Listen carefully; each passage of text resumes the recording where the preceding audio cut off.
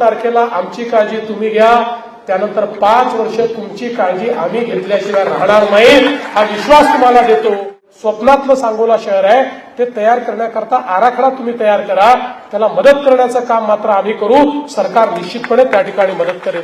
या बातमीचे प्रायोजक पद्मजा मोटर्स, विमानतळाजवळ होटगी रोड, मजरेवाडी, सोलापूर। मोबाईल 88 88 87 25 07।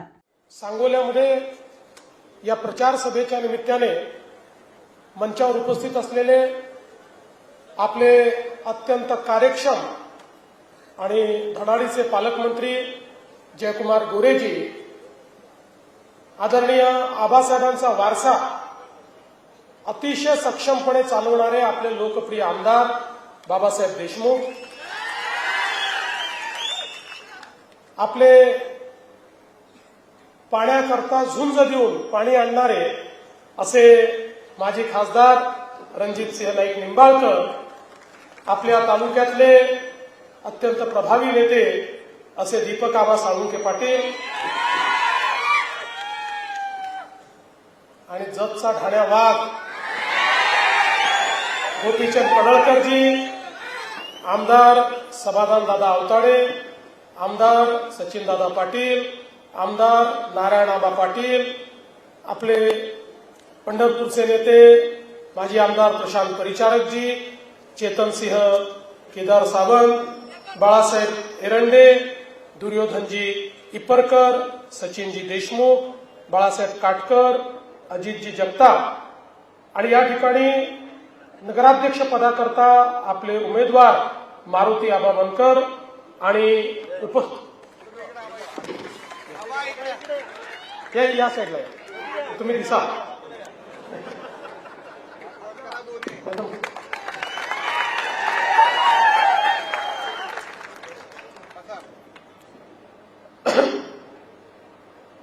सर्वप्रथम मी आज या ठिकाणी ज्यांनी 54 वर्ष महाराष्ट्राच्या विधानमंडळामध्ये शेतकऱ्यांचा आणि कामगारांचा आवाज बुलंद केला ते आमचे गणपतराव आबासाहेब देशमुख यांना विनम्र आदरांजली अर्पित करतो।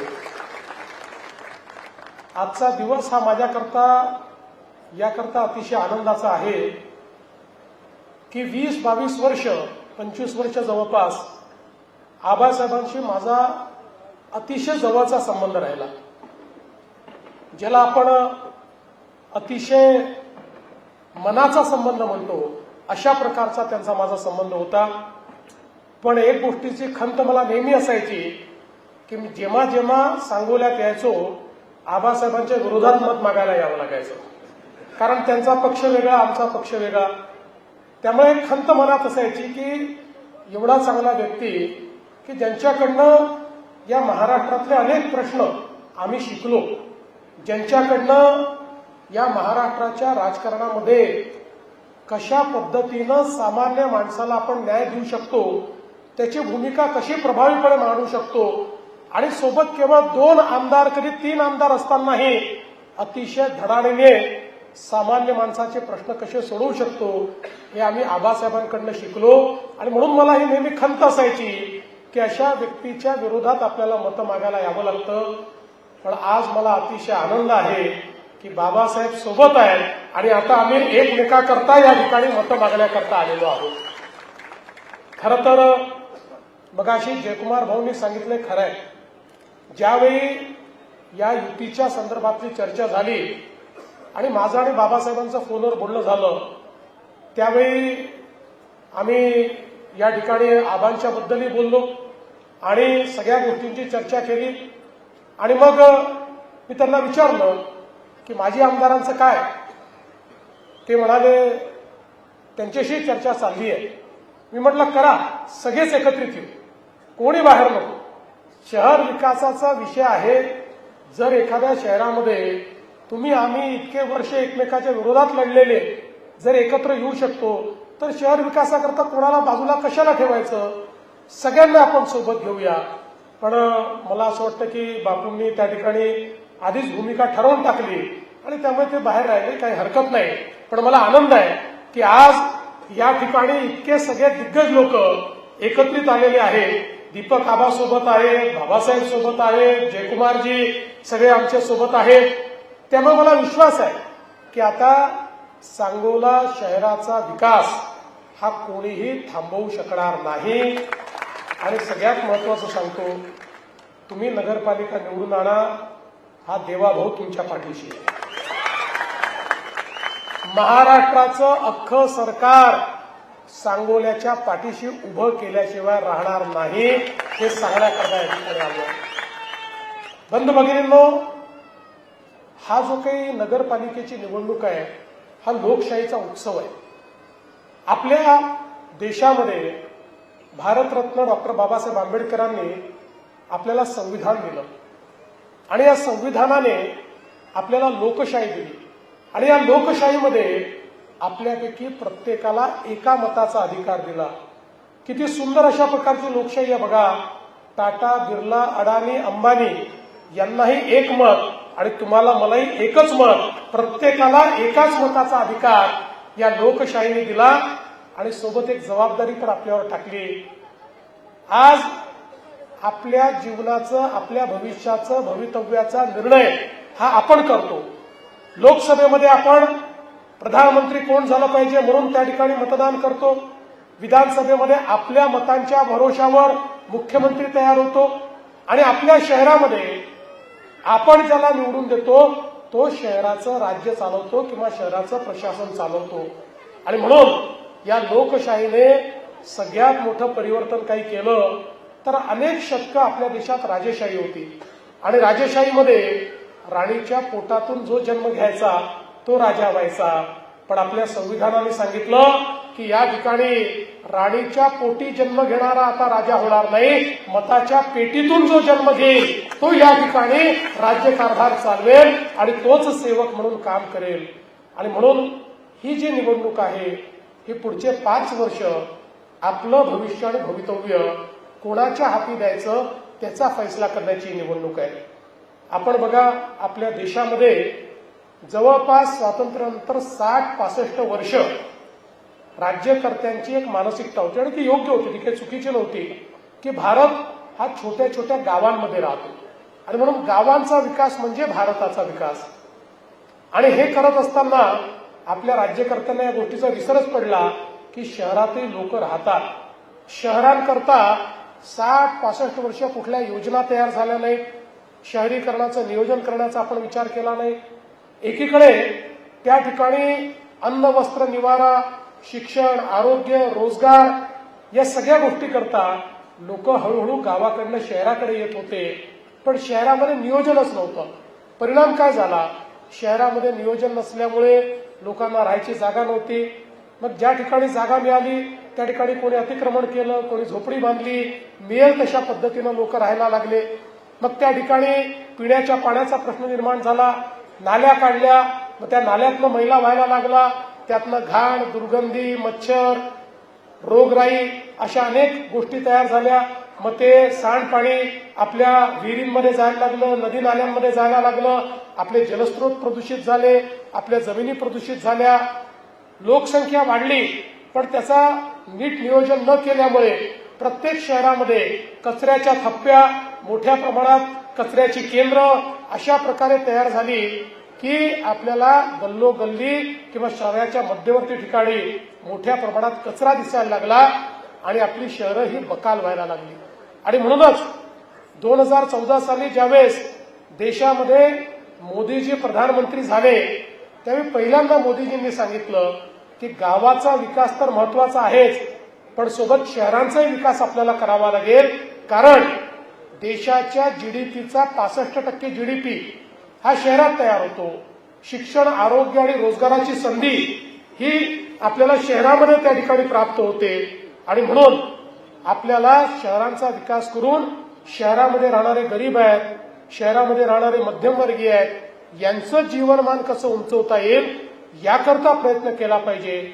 आणि देशाच्या इतिहासामध्ये पहिल्यांदा केंद्र सरकारने शहराकरता योजना तयार केल्या.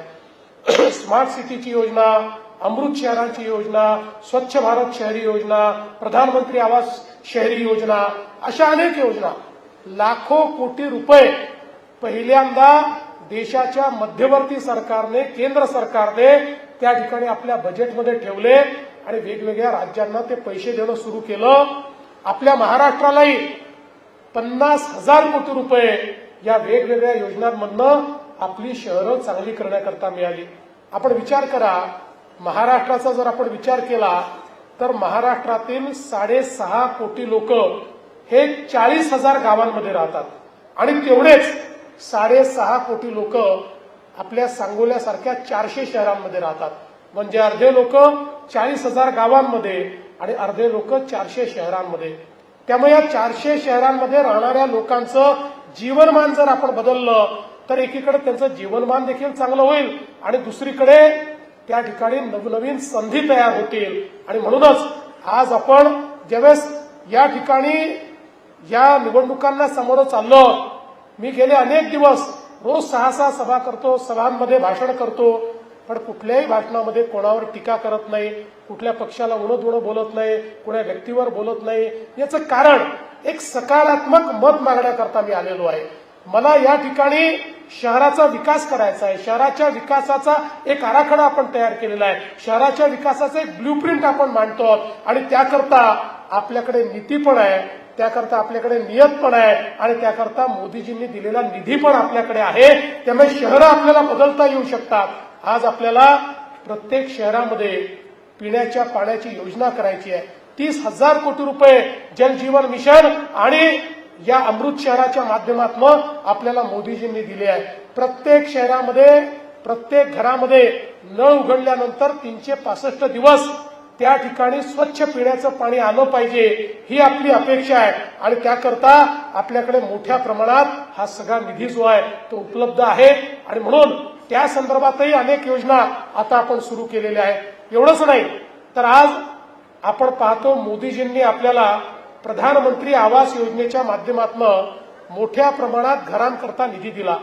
2.5 लाख रुपये हे आपल्याला ज्यांच्याकडे कच्चं घर आहे, ज्यांच्याकडे झोपडी आहे, ज्यांच्याकडे घर नाही आहे, अशा लोकांना देण्याकरता उपलब्ध करून दिले. पण नंतर आमच्या लक्षात आलं की त्याचा पाहिजे त्या प्रमाणात आपण उपयोग करू शकत नाही, कारण लोकांकडे त्यांच्या जमिनीची मालकी नाही. लोक अतिक्रमण करून बसलेले आहेत आणि योजनेमध्ये तुम्हाला मालकी हक्काचा पट्टा मागितला जातो आणि तो पट्टा नसेल तर तुम्हाला त्या ठिकाणी पैसे मिळत नाही.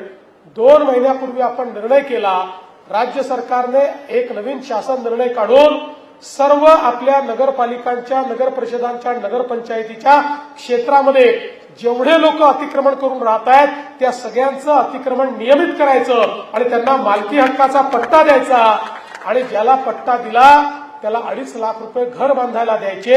अशा प्रकारचा निर्णय आपण केलेला आहे आणि त्याकरता माननीय मोदीजींनी आपल्याला निधी उपलब्ध करून दिला आहे. आज आपण पाहतो शहरांमध्ये मोठ्या प्रमाणात नाल्यांची समस्या आहे. भुयारी गटाराच्या योजना नाही आहेत. भुयारी गटार नसल्यामुळे हे सगळं सांडपाणी, घाणपाणी आपलं आरोग्य खराब करताय. काही ठिकाणी भुयारी गटाराच्या योजना झाल्या तरी त्या पूर्ण शहर कव्हर करत नाही आणि म्हणून आता संपूर्ण शहर कव्हर करणाऱ्या भुयारी गटाराच्या योजना, की ज्या योजनातनं जे काही सांडपाणी आपण नेतो ते सांडपाणी आपण असं सोडून द्यायचं नाही, तर एसटीपीच्या माध्यमातून त्याच्यावर ट्रीटमेंट करून त्यातला जो मैला आहे तो बाजूला काढायचा, त्यातनं खत तयार करायचं आणि उरलेलं पाणी आपण सोडायचं, जेणेकरून ते नाल्यातनं, नदीतनं कुठूनही गेलं तरी आपल्या जमिनीला ते खराब करणार नाही, आपल्या जमिनी देखील चांगल्या राहतील, आपले जलस्रोत देखील प्रदूषित होणार नाही. अशा पद्धतीनं आपण काम सुरू केलेलं आहे. आणि त्यासोबत आता आपण मोठ्या प्रमाणात घनकचऱ्याच्या व्यवस्थापनाचं काम सुरू केलं आहे. सांगोल्यातली एक प्रमुख समस्या ही देखील आहे, शहराच्या मध्यवर्ती ठिकाणी कचऱ्याचा डेपो तयार झालेला आहे. त्यामुळे तो डेपो आपल्याला हलवायचा आहे. आपण काळजी करू नका, स्वच्छ भारत योजनेच्या अंतर्गत आपल्याकडे भरपूर निधी आहे. केवळ आपल्याला ती कचरा कुंडी, तो डेपोच बाहेर न्यायचा नाही, तर त्याच्यासोबत सगळा कचरा जमा करून त्या कचऱ्यावर आपल्याला योग्य प्रक्रिया करायची आहे. आता कचरा जमा करणं हे इतिहास जमा झालेला आहे. आता महाराष्ट्रातल्या किमान 400 पैकी 300 शहरांमध्ये आम्ही कचऱ्यावर वेगवेगळ्या प्रकारची प्रक्रिया सुरू केलेली आहे. आता कचरा ही आपली लायबिलिटी राहिलेली नाही. आमचे गडकरी साहेब नेहमी म्हणतात, nothing is waste, everything is wealth. हा कचरा वेस्ट राहिलेला नाही, आता या कचऱ्यावरही आपण प्रक्रिया करतोय.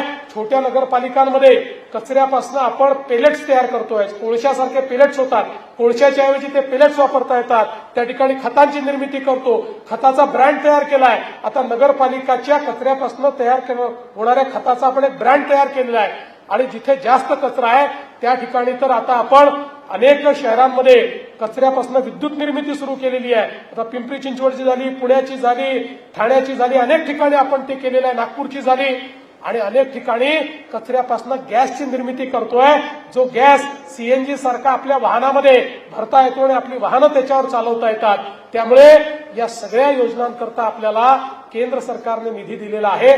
आपली शहरं स्वच्छ करायची आहेत. त्यामुळे या ठिकाणी मी आपल्याला निश्चितपणे सांगतो की आपल्या या नगरपालिकेला या कचऱ्याच्या स्थानांतरणाकरता आणि योग्य व्यवस्था उभी करण्याकरता देखील मोठ्या प्रमाणात जी काही मदत आहे ती आपल्या सरकारच्या माध्यमातून या ठिकाणी आपण देऊ. आज आपल्याला माहिती आहे की अनेक गोष्टी आपल्याला करायच्या आहेत. या सांगोला शहराला आमच्या बाबासाहेबांनी सांगितलं धूळमुक्त करा. आपण काळजी करू नका. आपल्याला धूळमुक्त करण्याकरता चांगले रस्ते, कॉन्क्रीटचे रस्ते आज आपण मोठ्या प्रमाणात नगरपालिकेच्या क्षेत्रांमध्ये करतो आहोत आणि ते काम देखील आपण करू. आणि आपली जी अमृत योजना आहे या योजनेतनं आपल्याला उद्यानं तयार करता येतात, यातनं मैदानं आपल्याला तयार करता येतात, यातनं तलावाचं संवर्धन आपल्याला करता येतं, हरितपट्टे यातनं तयार करता येतात. त्यामुळे मला असं वाटतं की एक जे तुमच्या सगळ्यांच्या स्वप्नातलं सांगोला शहर आहे ते तयार करण्याकरता आराखडा तुम्ही तयार करा. त्याला मदत करण्याचं काम मात्र आम्ही करू. सरकार निश्चितपणे त्या ठिकाणी मदत करेल. आज खरं म्हणजे आपण बघितलं तर मोठ्या प्रमाणात आपले माजी सैनिक या सगळ्या भागामध्ये आहेत आणि माजी सैनिकांची मागणी असते की आमच्या माजी सैनिकांकरता एखादं भवन या ठिकाणी तयार झालं पाहिजे. ती अतिशय योग्य मागणी आहे. ज्या लोकांनी देशाकरता आपल्या जीवनातले अनेक वर्ष दिले आणि आता त्या ठिकाणी कारण सैनिक हा लवकर रिटायर होतो, त्याला अतिशय 17व्या 18व्या वर्षी तो लागतो, 15-20 वर्ष तो काम करतो आणि तो रिटायर होतो. त्याच्यात उमेद असते, तो अनेक चांगल्या गोष्टी करू शकतो. माजी सैनिक यांच्यामध्ये शिस्त असते, ते अतिशय चांगल्या पद्धतीनं काम करतात. त्यामुळे त्यांचं एक योग्य संघटन झालं पाहिजे या दृष्टीनं हे जे काही माजी सैनिक भवन आपल्याला उभारायचं आहे त्याला ही पूर्ण मदत ही राज्य सरकारच्या माध्यमातून आपल्याला उपलब्ध करून देऊ.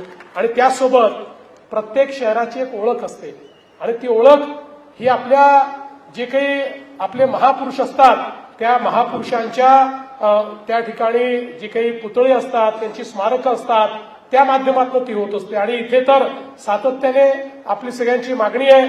पुण्यश्लोक अहिल्यादेवी होळकर, सावित्रीबाई फुले, नरवी उमाजी नाईक, बसवेश्वर महाराज, विष्णू पंत दादरे अशा सगळ्या वेगवेगळ्या पुरुषांची जी काही महापुरुष आहेत त्यांची स्मारकं झाली पाहिजे.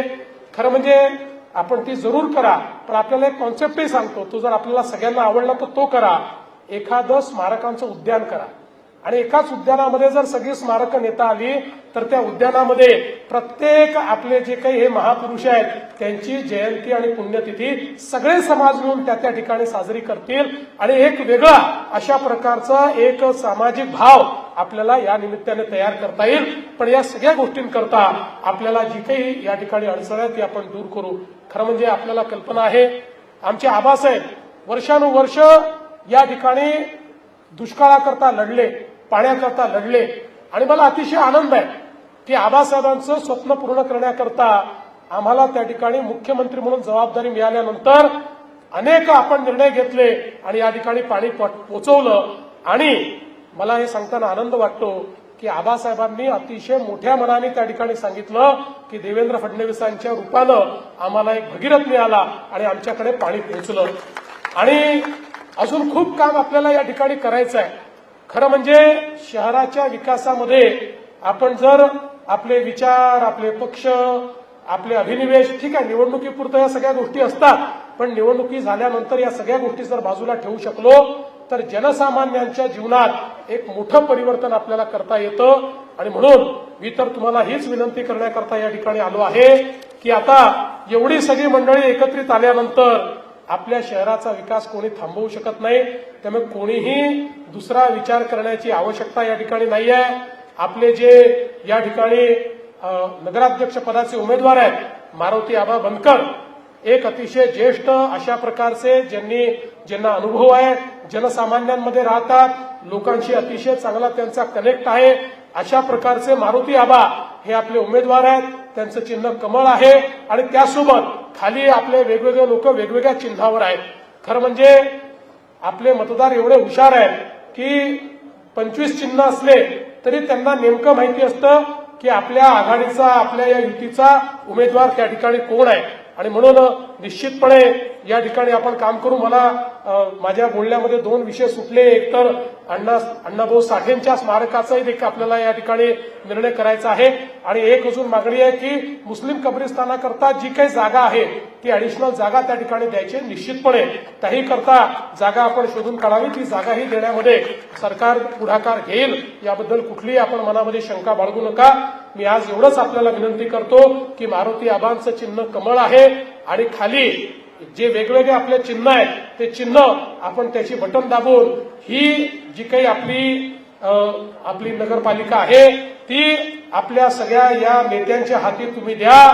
मी तुम्हाला एवढंच सांगतो, 2 तारखेला आमची काळजी तुम्ही घ्या, त्यानंतर 5 वर्ष तुमची काळजी आम्ही घेतल्याशिवाय राहणार नाही हा विश्वास तुम्हाला देतो आणि माझं बोलणं संपवतो. धन्यवाद. जय हिंद, जय महाराष्ट्र. शेळकीतील महेश थोबडे नगरात लॉर्ड्स डेव्हलपर घेऊन येत आहेत शिवयोगी रेसिडेन्सी. वास्तुशास्त्रानुसार गृहनिर्माण आणि राहण्याचं संपूर्ण समाधान. 2 BHK प्रीमियर लक्झरियस फ्लॅट्स. संपर्क Mohan Sachdev. Mobile 7020097987. Nitesh Sachdev. Mobile 8888006692. Builders and developers lords developers. पत्ता शिवयोगी रेसिडेन्सी, प्लॉट नंबर 4 आणि 5, महेश थोबडे नगर, शेळगी, सोलापूर.